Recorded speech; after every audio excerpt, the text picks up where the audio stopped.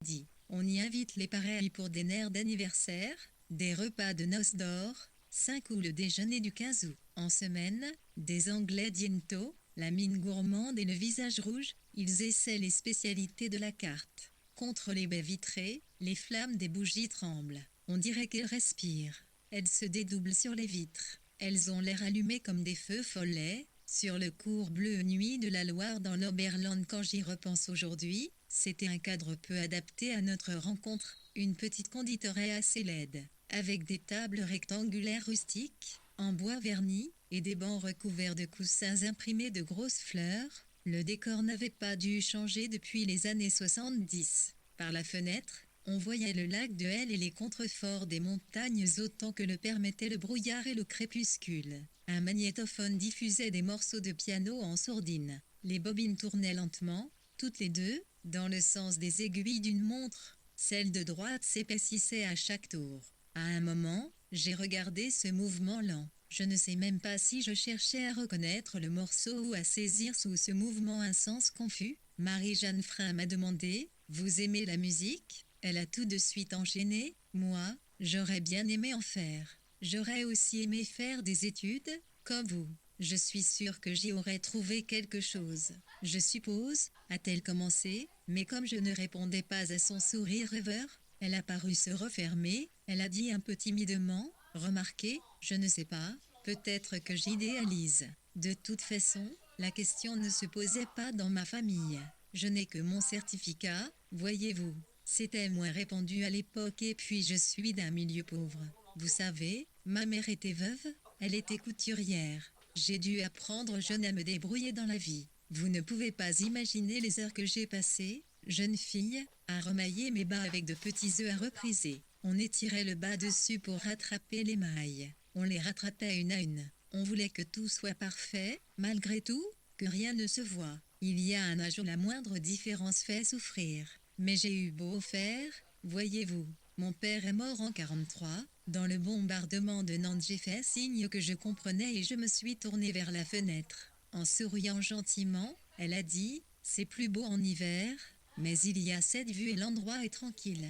Je viens très souvent lire ici. Je lis beaucoup. Voyez-vous, ce qui me frappe dans les livres, c'est la manière 58 dont sont montrées ces petites choses qu'on ne remarque pas soi-même. Dans un roman que j'ai lu récemment, une flaque d'eau reflétant une branche était comparée à un négatif. Ça m'a paru extrêmement juste, et quand je vois ces flaques dehors, toutes noires, avec de vagues dessins dessus, regardez, ces reflets, je me dis que c'est exactement ça, des centaines de petites pellicules brillantes. Je me souviens aussi d'une scène où une femme trempe ses lèvres maquillées dans du lait. Ça n'avait l'air de rien, mais la manière dont c'était dit causait une sorte de frisson. L'auteur avait raison, du rouge à lèvres dans du lait, ça fait une impression bizarre. Vous ne trouvez pas? C'est dégoûtant, presque contre nature. C'est vrai que je n'aime pas le lait. Je n'ai jamais pu en boire, mais je fais une exception. Maintenant, pour le chocolat suisse, j'ai souri en décapitant d'un coup de cuillère le monticule de schlagramme aggloméré comme du polystyrène au sommet de mon chocolat. J'ai soulevé ma sacoche et je l'ai posée sur la table. J'ai dit, maman m'a beaucoup parlé de vous. Quand elle a su que je faisais ce voyage, elle a pensé que c'était l'occasion. Elle m'a chargé de vous remettre ce paquet. Ce ne sont que des photographies. Elle en a un coffre entier à la cave. Nous les avons triés ensemble. Elle prétend maintenant qu'elle n'en a plus besoin. Elle n'a pas paru réagir. Je n'ai pas insisté. Je me suis contentée de dire « Ce sont des photographies de Douala. J'en ai plusieurs enveloppes. » Elle a eu un petit rire de gorge. Douala, c'est vieux. Alors aujourd'hui, Marie-Jeanne Frein vit ici, dans l'Oberland bernois. Je n'ai pas vu sa maison parce qu'elle est à quelques kilomètres de elle, dans un village, mais les maisons du coin sont presque toutes pareilles et je me la représente assez bien. Je vois de grandes pièces fonctionnelles, très hautes de plafond, des bacs de géranium aux fenêtres, la succursale de la Credit en Stalt en face, et à la potoque du carrefour qui expose des modèles de chaussures chouelles et toutes sortes de tisanes naturelles. Je suis sensible à cette idée, foncièrement suisse. Qu'on puisse se soigner exclusivement par des tisanes, j'imagine qu'il y a une odeur d'herbe et d'étable dans le village, surtout les jours de pluie, quand l'air humidifie le foin. Au-dessus du centre commercial, la route tourne, la pente doit être forte, Des pancartes en forme de flèche indiquent des noms de villages et celui d'un torrent. Il y a plein de torrents dans ces montagnes. Quand il fait beau, la lumière découpée par les sommets peut être éblouissante, elle passe aussi très vite. De 60 grands nuages plats la cachent tout à coup. Et je sais que, quand la lumière disparaît, la privation paraît immense et qu'on peut frissonner et souffrir de ce manque. J'ai senti poindre la souffrance qui, depuis quelque temps, ne me quitte plus jamais. Je me souviens que la première fois que j'étais allée chez une riche, j'avais monté 2 ou 3 marches, il ne m'avait pas fait visiter la maison. J'étais restée au seuil d'un long couloir qui devait mener aux chambres. Il faisait sombre à l'intérieur. Un homme se tenait au bout de ce couloir. Il s'avançait vers nous. Une riche, a dit mon père, sans autre précision. Dans le salon, la mère, une petite femme un peu bossue avec une tête ronde comme une pomme, me regardait d'un air inamical. Des souvenirs de mes leçons d'allemand me revenaient dans le désordre.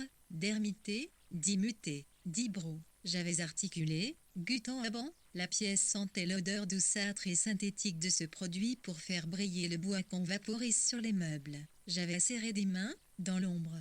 Il n'y avait pas beaucoup plus de lumière. Ce soir d'octobre où Marie-Jeanne Frein m'avait donné rendez-vous à la conditorée de L des 3 heures, des nuages s'étaient amassés au-dessus des sommets. Il avait plu. Sur la route du col, j'avais dû mettre mes essuie-glaces. Comme j'étais en avance, je m'étais arrêtée au col. Il y avait des nappes de brouillard attachées à l'endroit où les bois de sapin remplacent les pâturages et, dans une déchirure, on voyait la vallée et les contours du lac, très nets et tout petits, comme dans un trou d'eau sombre. J'avais regardé les troupeaux sur les flancs des pentes, les abris à bois, l'établissement thermal avec ses clochetons viennois, et le ponton du casino, qui mordait un peu sur le lac. J'ai aperçu un grand vaseau, et je me suis demandé s'il y avait des vautours dans ces montagnes. Il y a 1 ou 2 ans, j'ai entendu une émission sur les vautours, et je l'ai trouvée très intéressante. Il paraît qu'au début de leur existence, les jeunes oiseaux sont nourris sur leur air. Leurs parents s'en occupent beaucoup, contrairement à ce que les gens pensent, en tout cas, à ce que j'aurais pensé, moi, s'agissant des vautours. De ces grands vols planés sur les alpages, le père rapporte des morceaux de charogne, des carcasses. Il les mâche pour ces petits, les insère dans leur bec et les leur fait lentement déglutir. Mais cette période heureuse ne dure pas. Au bout d'un certain temps que je n'ai pas bien retenu, il faut que le jeune vautour apprenne à se débrouiller seul, qu'il se lance dans le vide pour apporter lui-même sa nourriture. Des spécialistes les ont observés à la jumelle. Certains de ces petits hésitent. Ils s'approchent du rocher, puis reculent. Le premier vol est extrêmement périlleux. Les moins chanceux s'écrasent contre les parois. En tout cas, l'émission m'avait fait réfléchir à l'extrême cruauté de la nature. Je me souviens que je pensais précisément à cette cruauté de la nature, que j'avais cette formule en tête en descendant les lacets en épingle à cheveux de la route du col. Il faisait gris, les pentes couvertes de sapins avaient l'air inhospitalières. Au fur et à mesure, les éléments du paysage se rapprochaient, les choses changeaient de proportion et de forme. J'arrivais au niveau des troupeaux, des maisons de villégiature endormies sur les hauteurs de L. Leurs toits pointus apparaissaient dans une dentelle déjà très clairsemée de feuilles jaunes. Quand l'électricité n'est pas allumée, on se demande ce que peuvent faire les gens à l'intérieur. Probablement des choses très simples, des femmes épluchent des légumes et des chiens dorment. Elle est une station élégante et banale, avec des magasins de vêtements de ski, des bijouteries et des chocolatiers, de grands hôtels à beaux windows orientés vers le lac. L'électricité n'était pas encore allumée, je voyais la forme des lustres, celle des tables préparées dans la pénombre, et j'ai vu aussi des baigneurs dans la piscine vitrée de l'établissement thermal. Leurs bonnets de plastique vert faisaient penser à ceux que mettent les chirurgiens au bloc opératoire. Un couteau suisse entièrement déplié tournait dans la vitrine d'un marchand de journaux. Toutes les lames sorties du petit fourreau rouge, en éventail. J'avais exactement le même. Ça avait été les premiers cadeaux d'Ulrich pour mon anniversaire. Je me rappelle combien j'avais été déçue parce que j'espérais une paire de boucles d'oreilles. Mais Ulrich ne s'était aperçu de rien. Il m'avait expliqué que c'étaient les couteaux les mieux conçus du monde, et que c'était toujours utile. Je ne comprenais pas pourquoi. J'avais demandé, pour me défendre, et Ulrich avait ri. Il avait déplié toutes les lames avec beaucoup de délicatesse, celle du canif, celle de la lime à ongles, sans doute parce qu'il pensait que c'était l'accessoire le plus féminin. Comme ma montre n'indiquait toujours pas 5 heures, j'avais marché dans une sorte de jardin public. Au bord du lac, je gardais les mains dans les poches de mon manteau. Je voyais le lac à ma droite. Les spans grises avec leur tapisserie très noire de sapin, et les cabines fixes, ridiculement petites, d'un télésiège.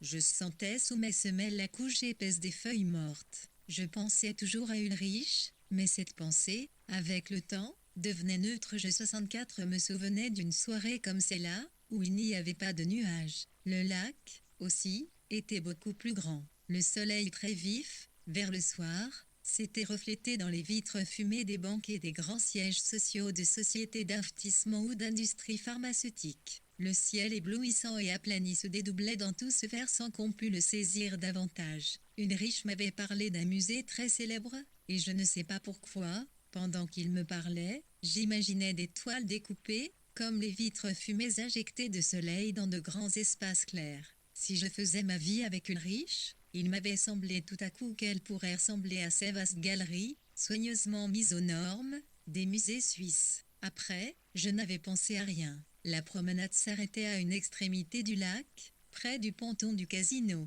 Une formation serrée d'oiseaux avait traversé le ciel triste. Marie-Jeanne Frein est arrivée à 5 heures pile. Je ne l'avais jamais vue qu'en photo, mais je l'ai reconnue tout de suite. Ce que disait maman était vrai. Elle portait un manteau de fourrure. Elle était toujours élégante. « Tais-toi, Lune », a-t-elle dit. Alors j'ai vu à côté d'elle un petit chien court sur pattes, un genre de bulle français avec une tête de crapaud.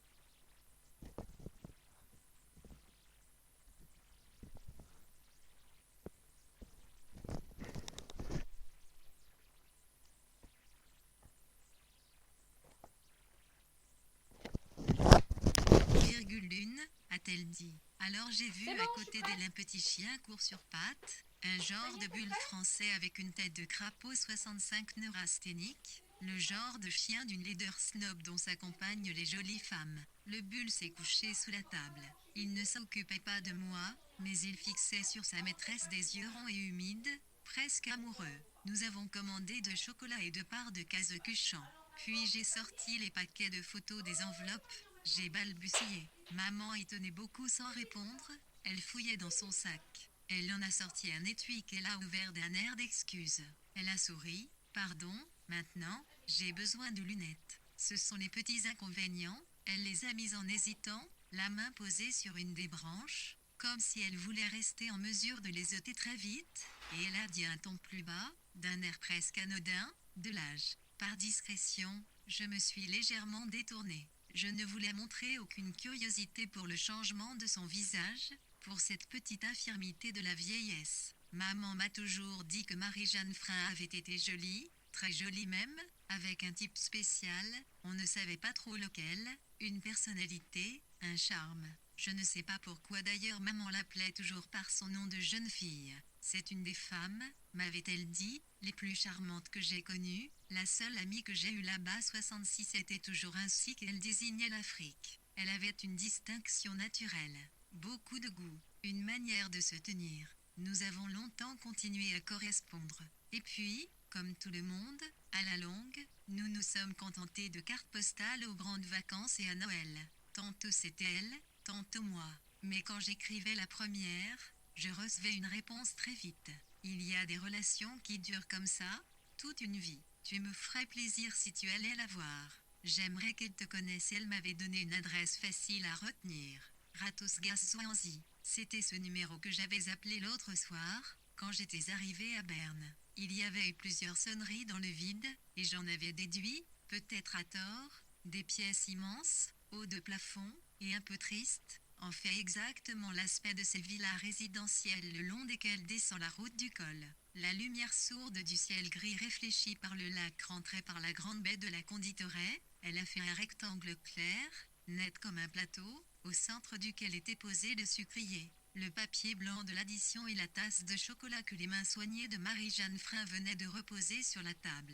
Discrètement, elle avait enlevé puis remis ses lunettes. Je ne savais pas quel âge lui donner, à peu près celui de maman, 20 et quelques années en 54. Elle ne parlait pas et considérait les photos avec une extrême attention en les retournant par moments. Une fois, elle a dit, je ne me souvenais pas que la rue était aussi étroite. Où était donc ce magasin? Et tout à coup là, au milieu, je reconnais Hélène. Et c'est moi à côté. Mon Dieu, elle a pointé le doigt sur une photographie dire que j'étais partie là-bas sur un coup de tête, une petite annonce dans le journal. Il fallait que je trouve quelque chose. Je n'avais pas de travail en France. Il promettait la lune, je me souvenais de ce que maman m'avait raconté, de cette jeune femme rieuse et mince qui, à Douala, lorsqu'elles travaillaient toutes les deux comme secrétaires au cabinet du délégué, du temps de la colonisation française, avait été son amie. Je me souvenais surtout de l'autre histoire que maman m'avait racontée. Ces derniers temps, maman s'était mise à parler, et c'était plutôt mauvais signe.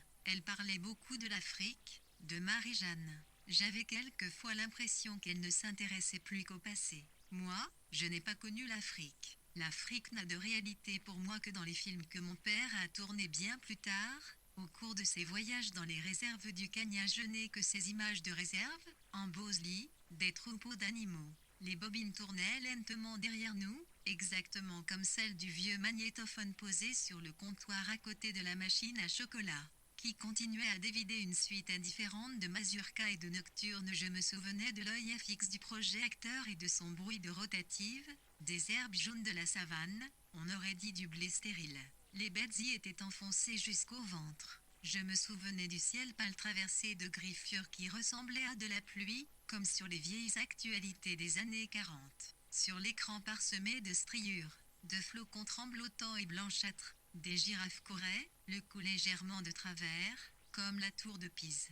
Quelquefois même pendant plusieurs minutes, on ne voyait que l'herbe jaune, mais ça n'avait pas d'importance. On attendait et on mangeait des tranches de pain d'épices, au miel. J'ai quand même encore dans la bouche leur consistance sucrée, resque élastique, et il me semble que j'arrive à me voir de l'extérieur, tel que j'étais à ce moment-là, assise avec mes chaussons de feutrine, le visage tourné vers l'écran, la bouche ouverte, le front exactement à la hauteur du plateau du buffet contre lequel, dans mon enfance, je me suis si souvent fait des bosses. Quelquefois, on voyait des pistes de latérite, 69 quelquefois même, au coin de l'image, le hublot d'une cabine et le bout, immobile, d'un réacteur, quand l'avion avait survolé ces grandes étendues jaunes. Quelquefois, les enfants d'un village remuaient les mains en sautillant devant la caméra, leurs jambes, couvertes de poussière, avaient l'air grises et je les regardais avec réprobation parce qu'on ne comprenait pas ce qui les faisait rire et que j'aurais voulu, moi aussi, qu'on me filme. L'image n'était jamais bien centrée sur l'écran. Pour soulever le projecteur, il fallait mettre au moins 2 petits Larousse, Et malgré cela, les mufles des guennes débordaient sur la corniche du salon et des rayures de zèbre se gondolaient sur les poignées des portes. Je me souvenais de nos têtes en ombre chinoise, dès que le film était fini, pendant que mon père changeait de bobine. L'un de nous tendait deux doigts poisseux pour imiter des oreilles de lapin ou faire bouger des cornes sur le champ éblouissant, translucide. J'ai entendu beaucoup de récits de la décolonisation française, mais ces récits ne sortaient pas de la famille parce que ce sont maintenant des choses dont on ne parle plus, qui n'intéressent personne. Et notre enfance non plus n'intéresse plus personne, elle ne blesse plus que nous, elle tremble en nous comme tremblaient les herbes jaunes sur ces vieux films d'amateurs, mais moi, je continuais à la porter quand même. Je continuais à me bercer de ces récits de l'administration coloniale de Douala, les émeutes qui avaient commencé bien avant 56 dans le pays Bassa, l'attaque par un groupe de l'Union des populations du Cameroun, une poignée d'insurgés, drogués pour la plupart, du plus grand cinéma de Douala, les portiques, pendant qu'on projetait un film avec Brigitte Bardot. Et ce que j'avais vu de l'Afrique, ce que j'en avais rêvé, ce ciel humide et chaud, les longues averses des tropiques, ces images d'avenues bordées de flamboyants, ces marchés, ces maisons à colonnes, ces noirs souriants, ces femmes blanches aux jupes froncées, aux allures de publicité pour le cirage Baran n'avaient aucun rapport avec la circulation lente des voitures. Ce soir-là, dans la pénombre commençante, autour de ce lac suisse, la couleur bleuâtre du soir, les flaques humides sur le goudron pendant que Marie-Jeanne Frein, en face de moi, soulevait les photographies, les tournait comme les cartes d'une réussite, constituait deux tas réguliers, dont l'un, fatalement, diminuait. J'ai voulu dire que l'ordre était indifférent, mais je voyais que c'était une femme méticuleuse, et je l'ai laissé faire. Déjà le ciel s'obscurcissait derrière les étagères de la vitrine, les rangées d'assiettes de 71 croissants, de palmiers, d'oreillettes à l'abricot, des Apfelschumir-Klimi vanilleuse. À intervalles, d'un tour de robinet, la serveuse rajoutait sur les chocolats un tortillon de chantilly mousseuse. Puis elle regroupait le tout sur son plateau. Miram, Onram, des enseignes et des lumières de restaurants se sont allumées dans la courbe autour du lac. Des lumières s'allumaient aussi, discontinues, sur la pente de la montagne. Les voitures passaient sur la route. Leurs phares dessinaient deux cônes jumeaux dont on pouvait suivre la progression en direction de l'hôtel de ville, du grand hôtel thermal et de l'hôtel Bellevue, vers la gare centrale. La voie de chemin de fer passe sous un tunnel ouvert de l'autre côté du lac. J'ai entendu passer un train. Certaines photographies avaient été légendées par ma mère. Je reconnaissais au dos l'écriture, et je reconstituais en imagination ce qu'elle représentait, laissant Marie-Jeanne Frein les observer en face de moi, guettant je ne sais quoi sur son visage. Je devinais les longues allées bordées de cocotiers qui partageaient le quartier européen. La rue Belle, le quartier New-Belle, un boulevard qui n'était pas encore celui de l'indépendance, je ne sais plus comment il s'appelait. Long boulevard entre des bâtiments administratifs. Devant l'entrée, des voitures de marque américaine, des Ford ou des Panhard. Souvent, sur la photo, on voyait les propriétaires, ils se faisaient photographier au volant, ou bien la main posée sur la grande aile brillante de la voiture, avec une naïveté qui fait sourire. Je reconnais le palais du gouvernement, l'hôpital, les deux tours de la cathédrale. Le plâtre moisissait à cause de l'excès d'humidité. Quelques maisons d'amis disparaissant sous les bougainvillées, les boys posent avec les patrons dans le jardin. Le boy de mes parents s'appelait Charles. Je reconnais le grand hôtel Aqua Palace, le pont sur le Wouri, dont l'inauguration eut lieu en 55. Kribi, la plage. Les photos sont en noir et blanc. Je ne peux pas me représenter les couleurs. Il y avait d'énormes averses tous les soirs. Maman disait que dès 6 heures, quand la nuit tombait sur l'avenue, les cocotiers se remplissaient d'oiseaux. Les soirs de réception, dans les jardins de la délégation, les boys tiraient des coups de feu vers le ciel. C'était la seule méthode efficace. Les oiseaux s'envolaient en nuées épaisses, compactes, rapides comme des avions de chasse, allaient s'abattre d'un seul bloc sur un autre jardin, et là, ils recommençaient à crier. Ces coups de feu, disait maman. Toujours quand commençait la nuit, ils les ont confondus avec ceux des premières attaques, quand un homme a été abattu, à la 73 poste centrale, à l'heure du couvre-feu. Tout un monde a cru que c'était un tir pour les oiseaux. Marie-Jeanne Frein figure sur plusieurs de ces images. Elle y est très reconnaissable avec sa silhouette fine de mannequin et sa taille étranglée par la ceinture d'une jupe très large. Des maîtraits de coton ou de soie sauvage pris dans le biais, on les appelait des jupes parachutes. La guerre n'était pas loin. Elle a des cheveux frisés, châtains, maintenus en arrière par des peignes en écailles, des lèvres très bien dessinées, une retenue un peu rêveuse et délicate, qui fait son charme. À côté d'elle, sur une photographie de groupe, sur un escalier, il y a son mari, le Suisse Walter Arthur Losé, l'homme qu'elle a épousé, d'après ce que m'avait dit maman, très peu de temps après son arrivée en Afrique. Un mariage, tout ce qu'il y a de plus intime à la cathédrale de Douala et au consulat suisse, pour lequel mes parents avaient servi de témoins, parce que, bien sûr, les deux familles n'avaient pas pu faire le voyage. Sur cette même photographie de groupe, prise chez un particulier, juste avant le dîner sans doute, plusieurs femmes avec leurs sourires maquillés, leurs jupes à imprimés fleuris et leurs cheveux gonflés par des indéfrisables, imitant les actrices de la Paramounonzela, lui aussi, à droite de la photo, maman me l'a montré, un homme entre deux âges, autant prasé. Il porte une chemise claire et se tient les deux mains enfoncées dans les poches de son pantalon. Un médecin militaire, c'est ce qu'avait dit maman, d'origine russe, Andrei Markov. Ce médecin avait été sur le point de quitter sa femme pour Marie-Jeanne Frein. C'est le bruit qui avait couru, disait maman. Personnellement, je ne le pense pas vraiment, mais elle a dû y croire. Elle a dû se monter la tête avec ça. C'était un homme à susciter ce genre d'espoir. Il était arrivé à l'hôpital La Quintigny en 56, peu de temps avant les événements, très peu de temps avant que tout le monde comprenne que c'en était fini du mandat français sur l'Afrique. Dans des cercles étroits comme l'étaient ceux de la colonie, tout le monde se connaissait, et ce visage sensible et ferme, celui d'Andrei Markov, ne passait pas inaperçu, surtout des femmes. Moi aussi, m'avait dit maman, d'un ton inhabituel, léger, presque mondain. Il y a des hommes qu'on remarque plus que les autres. Que veux-tu? Des hommes dont on se souvient. Les photographies sont dentelées comme les bords des biscuits lus, à peine plus larges. Elles tiennent dans le creux de la main. Elles suffisent pourtant à comprendre ce que Marie-Jeanne 75 Frein avait pu ressentir devant cette manière souriante, un rien perplexe, qu'il avait eu, de se tenir en face de l'objectif, main dans les poches, sans aucune pause, en équilibre sur la marche, son air de se moquer un peu de la mise en scène. Je m'étais penchée pour observer le groupe Walter, à l'arrière-plan, avec son visage large, peu expressif. Marie-Jeanne, au premier rang, de profil. Elle a les bras entièrement dénudés, un demi-sourire incertain. Et elle avait, je demandais, devant une petite brune, en robe à pois, au visage maigre.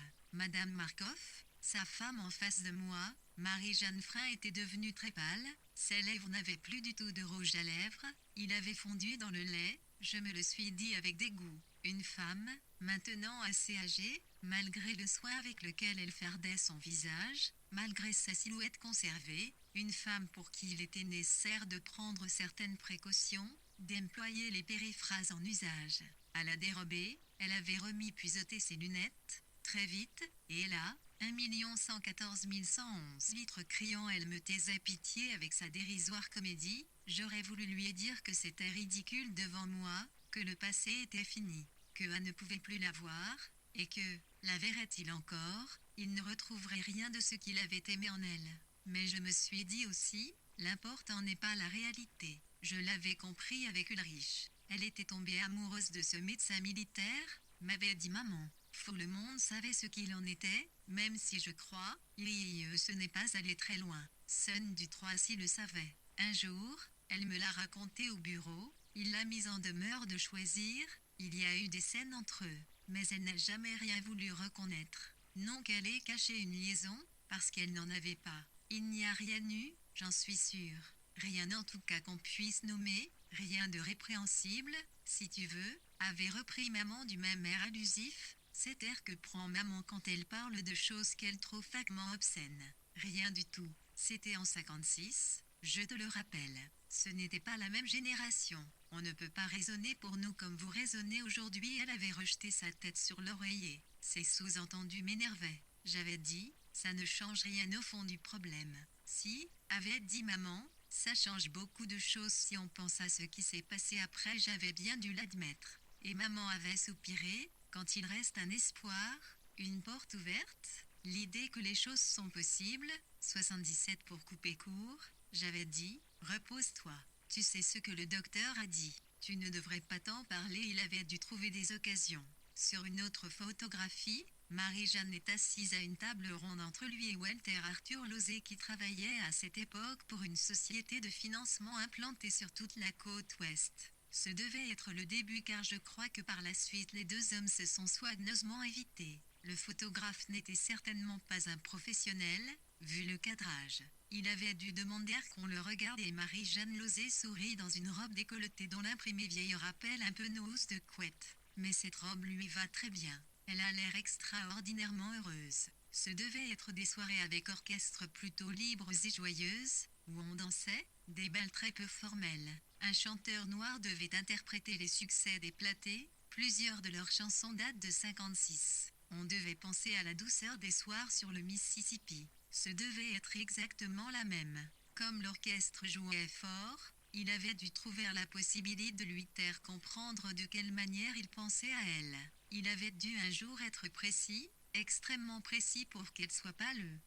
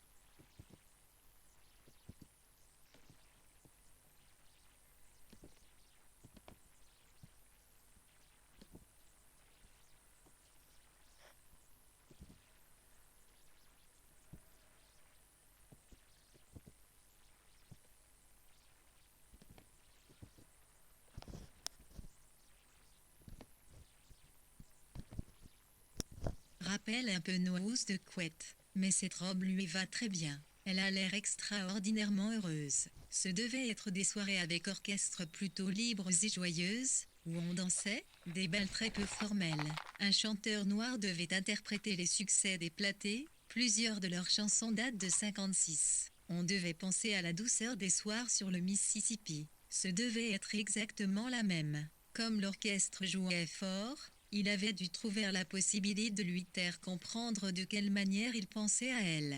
Il avait dû un jour être précis, extrêmement précis pour qu'elle soit pas le corps comme ça, pour que sa main se mette à trembler sur la branche de ses lunettes au point que j'ai voulu lui dire qu'elle aurait dû partir, quitter Walter Arthur Lozé, parce que la vie passait, qu'elle passait même à toute allure, parce qu'elle avait certainement regretté bien des fois, vu ce qui s'était passé après. Se répéter ce qu'il lui avait dit à ce bal-là ou à un autre bal, ou une des fois où il l'avait croisé, avenue des Princes d'Ouala Mangabel, échangeant quelques mots rapides, se méfiant des commerçants parce qu'un des marchands noirs pouvait trouver suspect qu'un blanc parle un peu trop longtemps à une femme qui n'était pas la sienne. Elle a reposé la photographie. Je sentais qu'elle aurait aimé l'observer plus longtemps, mais qu'elle n'osait pas, devant moi. Cela même, elle n'osait pas le faire.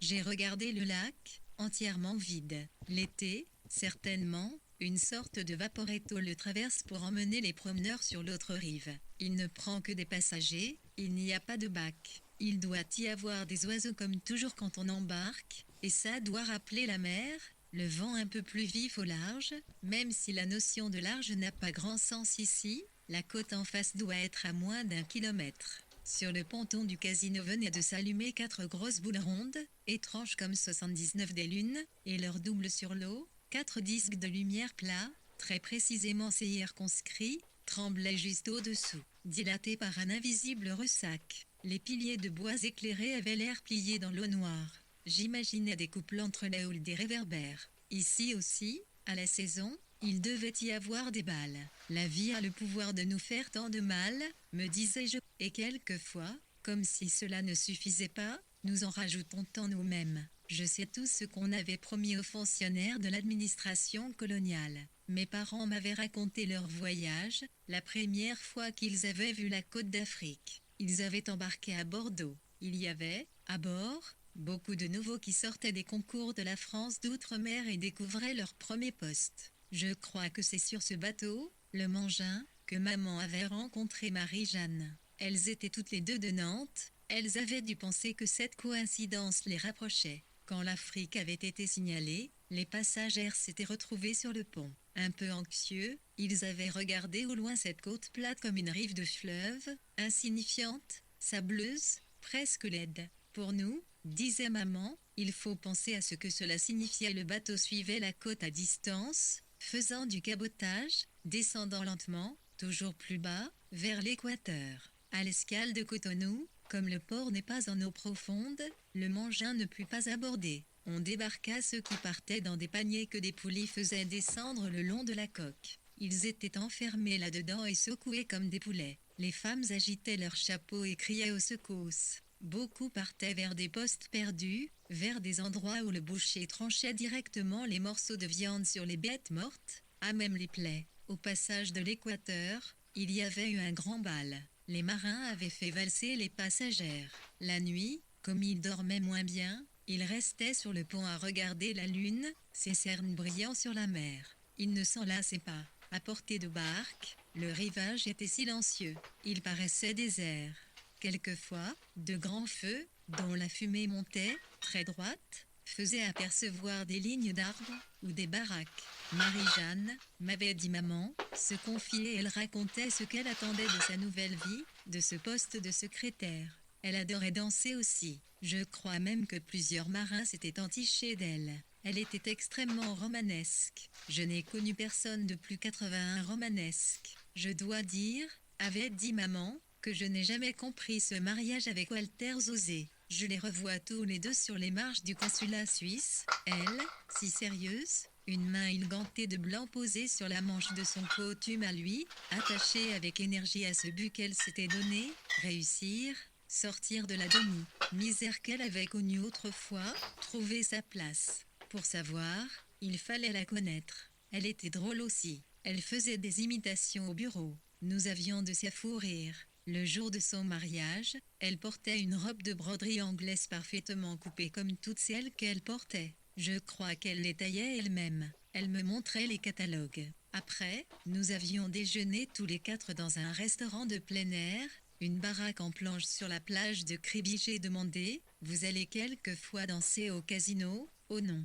Marie-Jeanne frein Harry, nous sortions un peu autrefois mais ici nous en avons perdu l'habitude. Walter n'aime pas tellement danser et ce n'est plus de notre âge. Nous menons une vie saine, coucher très tôt, lever très tôt. Vous ne connaissez pas les Suisses. Ils sont au bureau dès 7 heures. Et puis nous sommes souvent bloqués pendant les mois d'hiver. Il faut attendre le chasse-neige. Ici, ce n'est pas la ville. Elle a laissé passer un peu de temps, et elle a dit, mais c'est à la paix, et c'est beau en hiver. Un jour comme aujourd'hui on ne peut pas s'en rendre compte. L'hiver, quand la neige tombe, elle souligne tous les balcons, couvre le grand sapin planté à l'arrêt de bus qui doit servir aux décorations de Noël. Devant la succursale de la Crédit Anstal dont on peut suivre, trimestre après trimestre, les performances boursières toujours croissantes. Le crédit est intéressant pour financer la construction de chalets dans la montagne, là où arrive le chapelet des télésièges. Juste à la sortie du village, c'est le début des longues pistes de l'Anglophant, parallèles, droites, bien tracées, avec un petit air plein de neige dure maçonnée au milieu. Les traces sont faites par une machine qui les découpe comme des rails. Elle monte à trire les bois de sapin, elle s'éloigne lentement du monde. Le silence est total, pendant des kilomètres, on n'entend que le bruit curieusement métallique des skis, le frottement du métal contre la neige molle et comme ébloui de soleil. C'est là, me suis-je dit, dans cette paix, que maman devrait venir. Ici, c'est à l'envers. J'ai pensé c'est à l'envers de l'Afrique. Je me souvenais d'autres films, bien après que mes parents eurent quitté Douala, où nous Guy 83 sont, mes frères et moi, à 2 ou 3 sur la même luge. Il avait neigé là aussi. Sur un des films, maman se penche vers nous pour installer le plus petit. Elle parle avec un geste de la main en direction de la caméra. Elle doit demander à papa d'arrêter de la filmer, mais papa continue toujours. Le film est muet, on ne comprend pas ce qu'elle dit, et elle agite la main, partagée entre l'énervement et le rire. Elle n'a jamais aimé cette idée d'occuper le devant de la scène, de laisser une image. Elle dit que les films ne la flattent pas. Elle pousse la luge, on voit nos 3 bonnets, et nous glissons sur le blanc sale versé des mêmes petites striures dues à la mauvaise qualité de la pellicule, cette pluie noire de l'Afrique, des actualités d'autrefois. Toujours notre enfance tremblote, elle date de si longtemps, bien avant les magnétoscopes. J'ai demandé, Marie-Jeanne, est-ce que vous regrettez l'Afrique? Je ne crois pas. Non, m'a-t-elle dit, sans réfléchir. Elle s'est rejetée en arrière, l'arrivée était dure. Personne n'y était vraiment préparé. C'était l'exil. Et trop de choses se sont produites. Vous savez, j'étais dans ce cinéma de Douala au moment de l'attaque. C'était un tout petit groupe d'hommes, probablement manipulés par des membres de l'UPC. Ils portaient des bâtons, ils n'avaient pas d'autres armes. Je ne dépense pas qu'ils aient voulu nous faire du mal. Après, on avait dit qu'ils avaient dû fumer du chanvre. Ils n'étaient pas vraiment dangereux, mais nous ne pouvions pas le savoir. De toute façon, tout le monde essayait de croire que rien n'allait changer. Personne, parmi nous, ne voulait voir la vérité, moins que 4 ils sont entrés pendant le générique. Le film s'est arrêté. L'électricité ne s'est pas rallumée dans la salle. Alors, les gens ont commencé à reculer. Le silence était effrayant, intégral. Les gens reculaient en essayant de faire le moins de bruit possible. Personne ne parlait, personne ne criait, même les femmes se retenaient. C'est un sentiment très bizarre d'essayer de tenir peu de place. Tout le monde essayait de refluer vers la sortie de secours. Je me souviens qu'elle était sur ma droite. Je me souviens que j'ai marché lentement vers la droite, mes pieds seuls remuaient mais mon torse restait immobile, dur et fixe. Comme dans ce jeu de cours de récréation où le meneur se tourne face au mur et où on doit marcher vers lui sans qu'il s'en aperçoive. Je crois même que je comptais 1,2, 3,4. Mais ce n'était plus un jeu. Ce jour-là, j'ai eu peur. J'ai vu la mort en face. Un homme du dernier rang a essayé de se défendre. Il y avait du sang sur le 85 pare-brise de ma voiture. Nous avons entendu des coups de feu toute la nuit dans le quartier africain. Ils se sont arrêtés vers 6 heures. Vous savez, quelquefois encore, en rêve, je recule. Je rêve que je recule.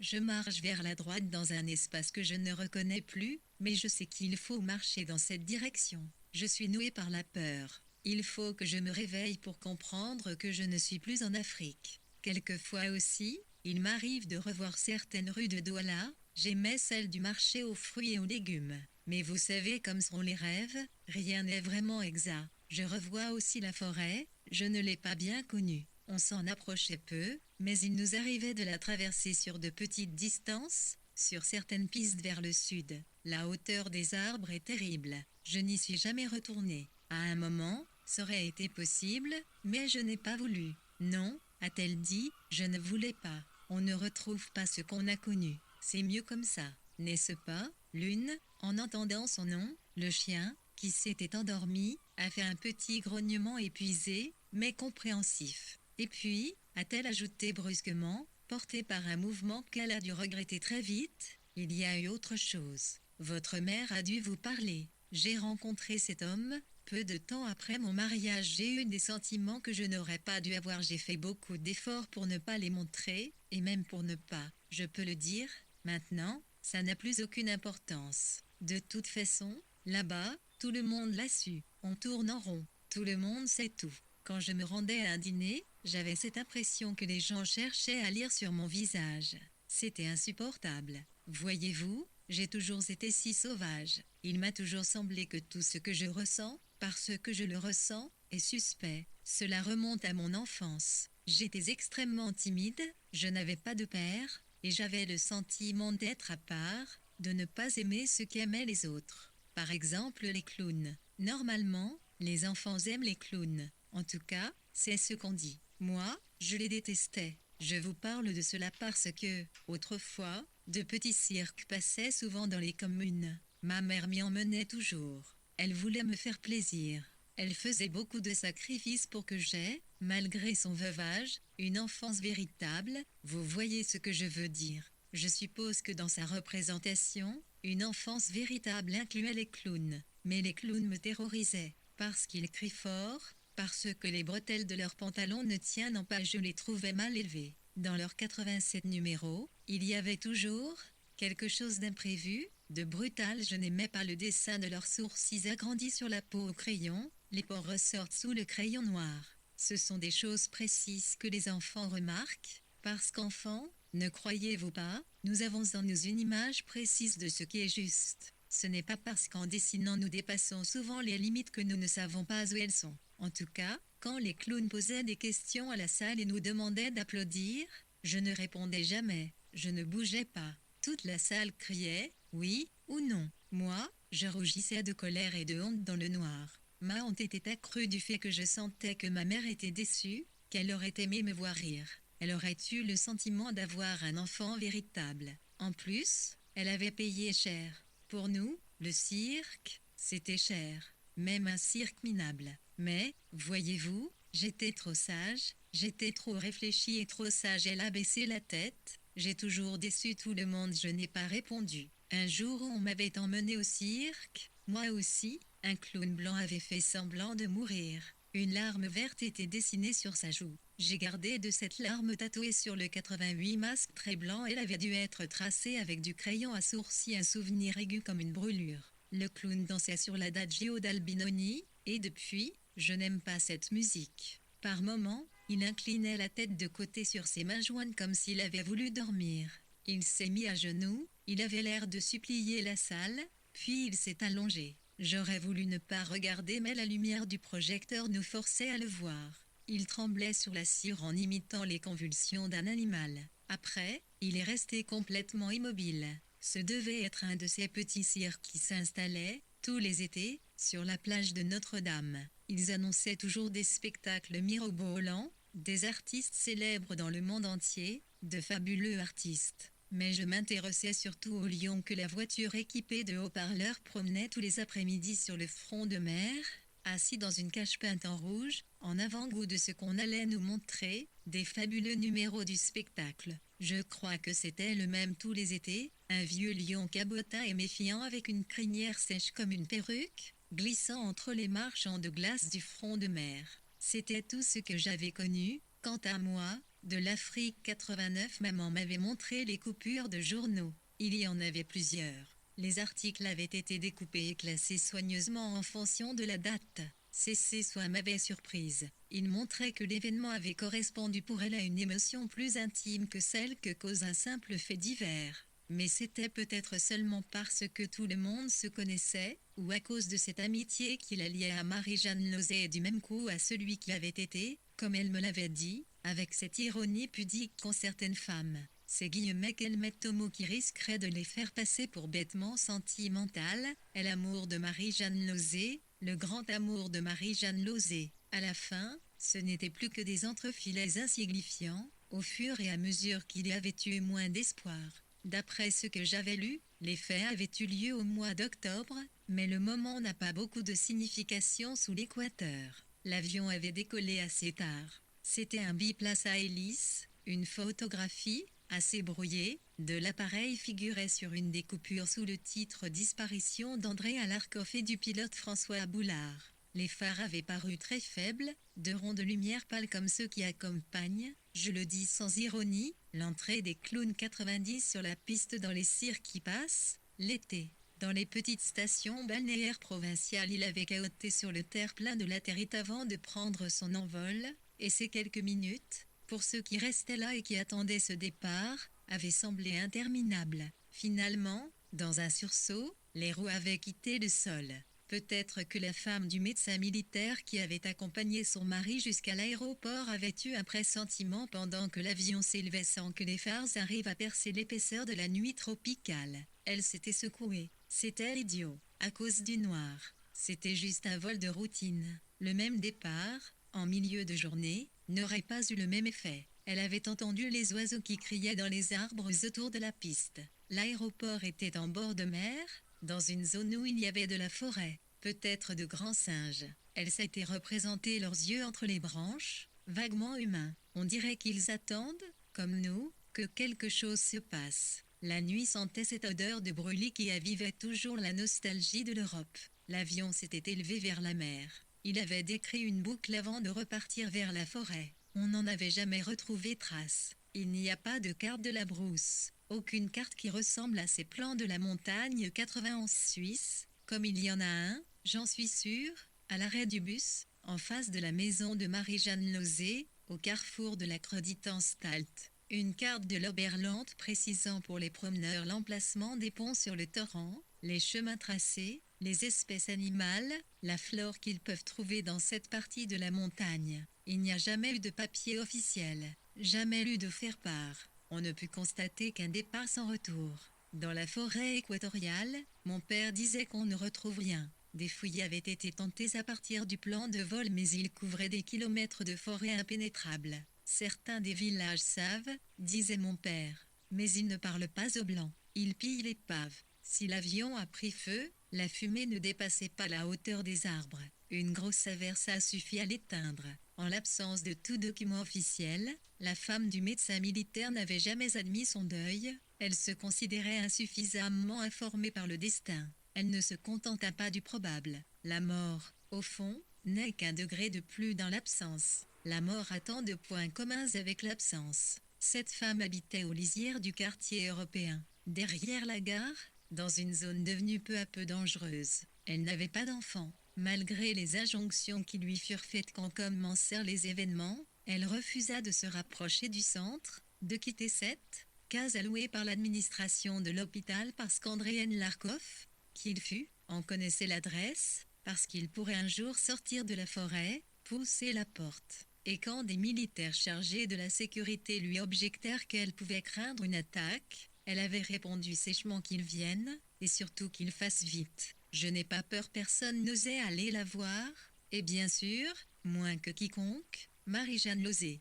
Est-ce qu'ils l'ont tuée, avais-je demandé à maman. Non, il n'y a même eu aucun incident à ma connaissance, et Madame Markov a fini par partir avec nous. Elle était dans le vol qui a rapatrié les femmes et les enfants en octobre 60. Je la revois encore depuis quelques minutes. J'écrasais avec ma fourchette des miettes de casse-cuchon. Tous les clients étaient sortis. La serveuse avait retiré les gâteaux exposés en vitrine. Elle passait un chiffon sur les étagères. Quand mes yeux se sont détournés des rayons de la conditorie, j'ai vu que ceux de Marie-Jeanne Frein s'étaient remplis de larmes. Il 93 fixait le balai régulier des voitures autour du lac, ces Mercedes, ces monospaces qui paraissaient glisser dans la nuit froide, passaient devant l'hôtel Excelsior, l'hôtel Oskn, le grand hôtel thermal, dont la plupart des fenêtres, probablement si lumineuses à la saison, étaient éteintes, le restaurant Hirschchamp, discrètement, elle tapotait du doigt la bordure de ses yeux maquillés. J'ai eu le cœur serré. Je l'entendais encore me dire, il promettait la lune. Je pensais au visage épuisé de maman sur l'oreiller, au destin du médecin militaire André Markov, à cette manière qu'il avait eu de se tenir, souriant, désinvolte, le buste légèrement penché et les mains enfoncées dans les poches, sur les marches d'une case d'amis. Je ne sais pas pourquoi j'imaginais sa veuve, au milieu de l'aéroport le jour de son départ. Je la voyais perdue, entourée d'énormes valises. Malgré tout, les gens essaient d'emporter ce qu'ils peuvent. Je me demandais si plus tard, bien des années plus tard, elle avait eu l'idée de revenir, si un jour elle avait reçu une lettre l'informant qu'on avait localisé l'appareil, si elle avait admis. La chienne Bula gémit peut-être parce qu'elle flairait un animal. Autour du lac, les branches d'arbres secouées par de petites rafales humides remuaient dans l'ombre comme des membres de nageurs. Marie-Jeanne Frein s'est ressaisie très vite. Elle a dit, c'est pour moi, en prenant le papier de l'addition. Je sais que son mari, le Suisse Walter Arthur Lozé, est maintenant l'un des directeurs de un Volksbank. J'ai pensé, au moins, la vie l'a mise à l'abri du besoin, mais ce n'était qu'une formule.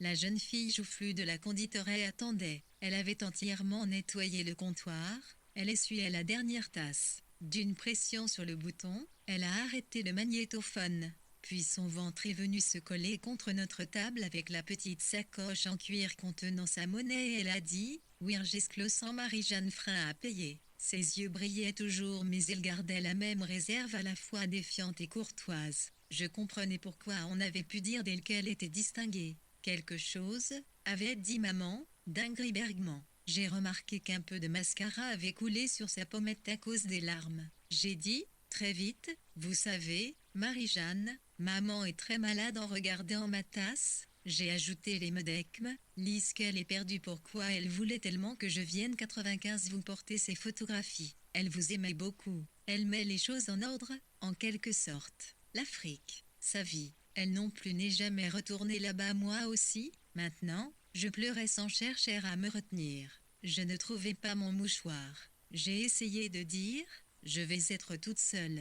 Mais ces mots-là ne pouvaient pas sortir. Elle a posé la main sur mon poignet, mais, mon Dieu, pourquoi ne pas me l'avoir dit tout de suite? Pourquoi avoir tant attendu? Si j'avais su tout ce que je vous ai raconté, ces vieilles histoires alors qu'Hélène, c'est ridicule. Je vais l'appeler en rentrant, lui écrire. Il ne faut pas perdre courage. Les médecins se trompent quelquefois. Je voyais bien qu'elle regrettait d'avoir parlé et qu'elle était pressée de partir.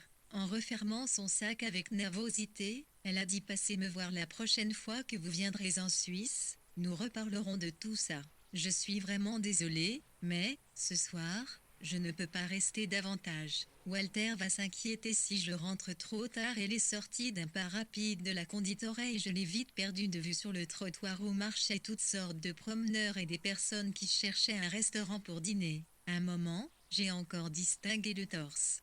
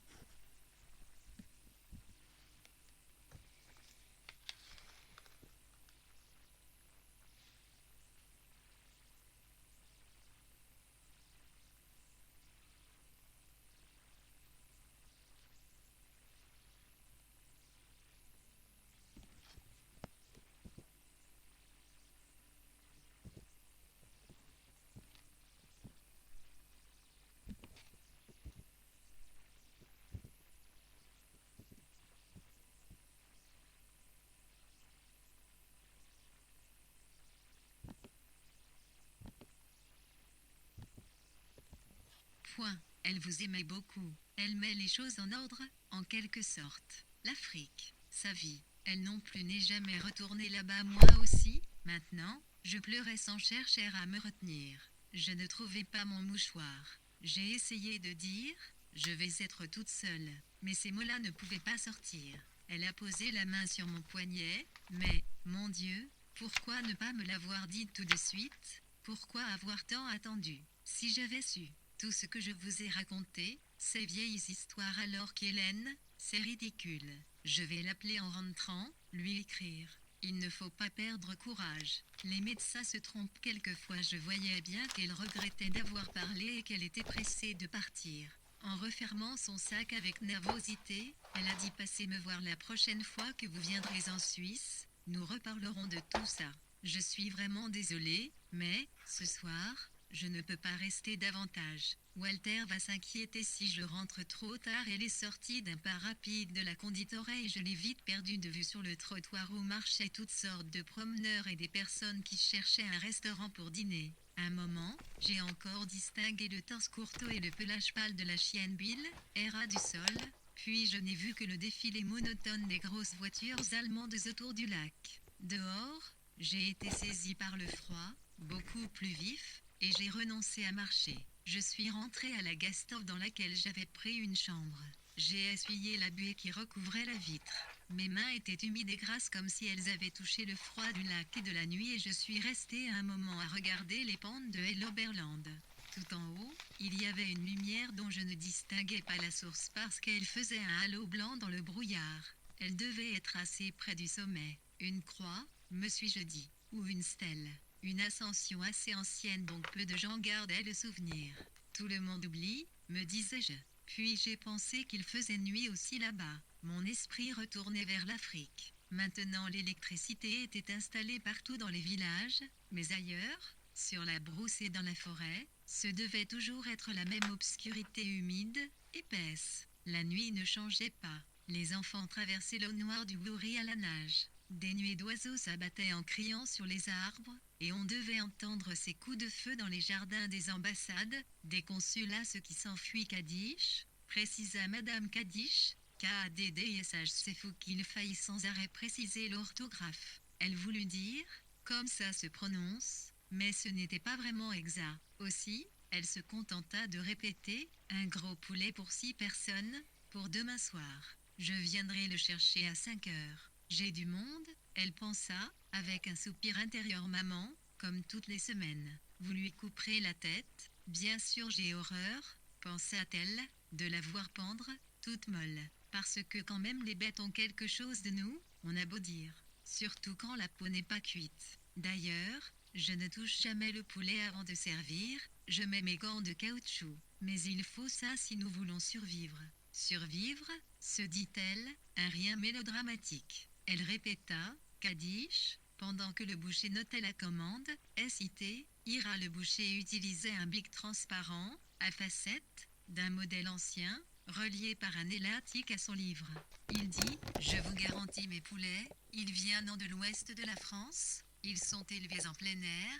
Madame Kadish eut instantanément la vision de milliers de poulets courant sous un ciel pur, avec leurs drôles de mouvements oscillants, au ras du sol, comme si la tête n'avait pas le temps de rattraper l'accélération des pattes. Le poulet est toujours en retard sur lui-même, pensa-t-elle. Elle eut le sentiment que cette pensée avait toutes sortes d'implications essentielles. Je devrais l'écrire quelque part, se dit-elle.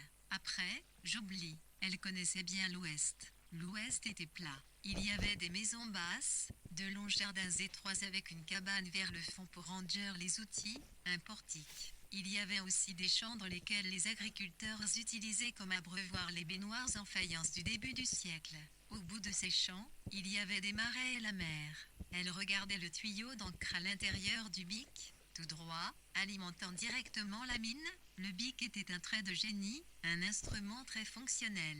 C'est noté, dit le boucher. Il ajouta, avec de nettes intentions commerciales, il y a demain soir, Madame Kadish sans Lydia, pensa Lydia Kadish, ce serait élément plus simple. Elle aimait son prénom, qui n'était pas commun. Elle avait des origines tchèques, une partie de la famille venait de Moravie. Des recherches avaient été faites. L'histoire de ces gens-là avait été tragique. Heureusement que nous avons émigré, sinon je serais née derrière le rideau de fer. Chaque fois qu'elle avait l'expression en tête, elle se voyait derrière une grille, prisonnière. Mais, pensa-t-elle, c'est une image. Ça ne s'est pas passé comme ça.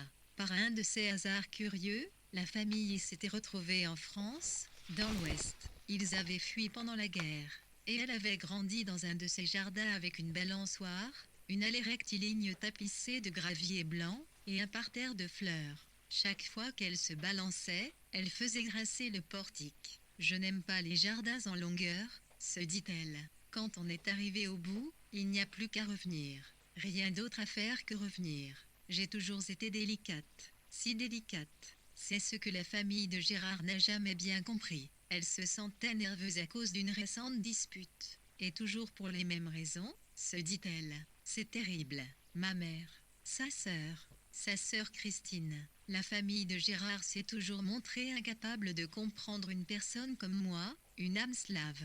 Ils sont si prosaïques, matérialistes, pensa Lydia Kadish sans un intolérant, sans aucune imagination, sans souvenir, alors que moi, par exemple, c'était mon genre d'ouvrir la fenêtre avec un grand mouvement d'épaule comme toutes les femmes le font au début de toutes les pièces russes en se rejetant en arrière et en disant « Qu'est-ce qu'on s'ennuie ?» avec bien sûr un homme sombre, tourmenté, très épris, tournant autour de moi. Même deux hommes sombres, tourmentés, c'est bien plus agréable. Et moi naturellement, indifférente. C'est vrai qu'on s'ennuie. Mais maintenant, reconnut intérieurement Lydia Kadish qui remontait la rue Mouffetard en direction du Panthéon, il faut reconnaître que le problème des hommes se pose moins, en ce qui me concerne. L'hypothèse d'avoir deux hommes sombres, tourmentés, très épris, se réduit de façon considérable. Gérard n'aimerait pas ça. D'ailleurs, maintenant les hommes sont différents, trop sportifs. Je n'ai jamais aimé les sportifs. Qu'est-ce qu'il fait clair? Encore ce soir.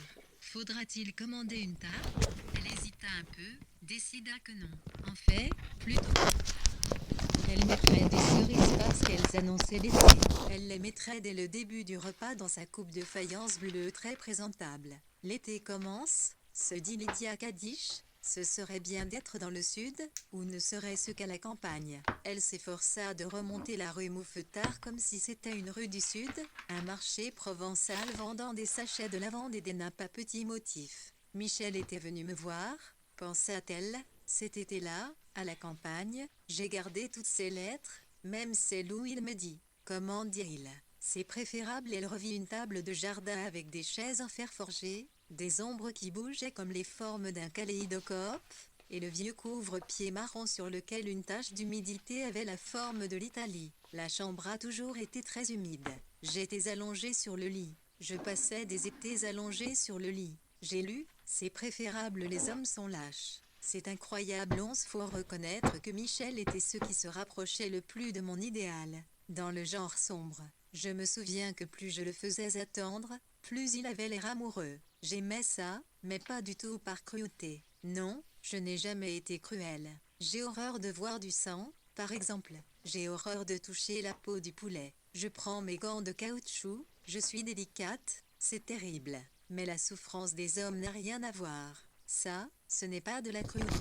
La souffrance des hommes est juste, pensa Lydia Kadish en regardant l'étroit couloir de ciel au-dessus de la rue Mouffetard. Le soleil commençait à peine à baisser, quand et sans trois ce qu'il a arrêté de m'écrire. Il m'a encore écrit 2 ou 3 fois. Il était parti en Asie, pour m'oublier, comme il disait.